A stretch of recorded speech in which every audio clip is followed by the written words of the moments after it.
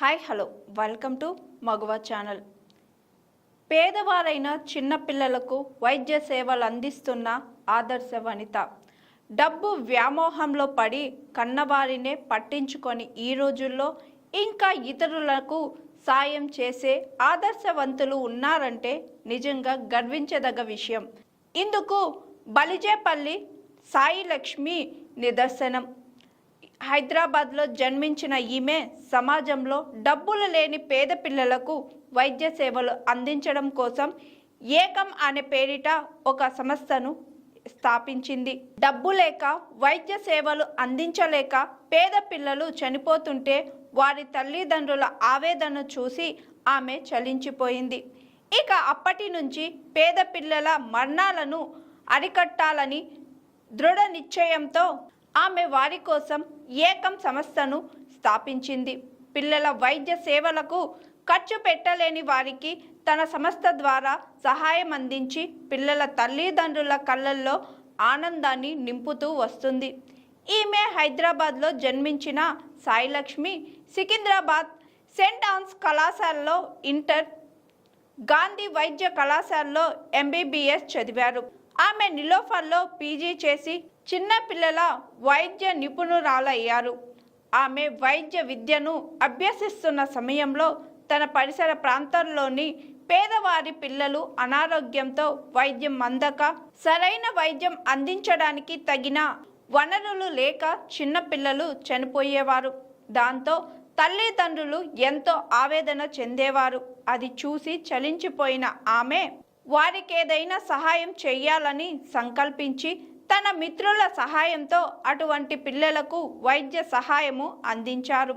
2009లో తాను చేస్తున్న వైద్య వృత్తిని మానేసి తాను నెలకొల్పిన ఏకం అనే సంస్థకే అంకితమై పేదవారైన చిన్నపిల్లల వైద్య సేవలోనే ఉంటున్నారు. జీవితంలో సాయి లక్ష్మి ఎదుర్కొన్న సవాళ్ళు. ఒక్కసారి 2 చిన్నపిల్లలకు గుండె సమస్య వచ్చింది. దానికి గాను 12 లక్షలు అవసరమైంది. ఆ మొత్తాన్ని ఎలా సమకూర్చాలో తెలియక సతమతమయ్యారు.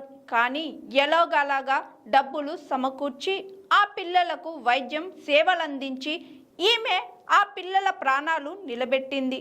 అప్పుడు ఆ చిన్నారుల చిరునవ్వు, వారి తల్లిదండ్రుల కళ్ళల్లోని ఆనందాన్ని చూసి ఈమె ఎంతో సంతోషపడింది.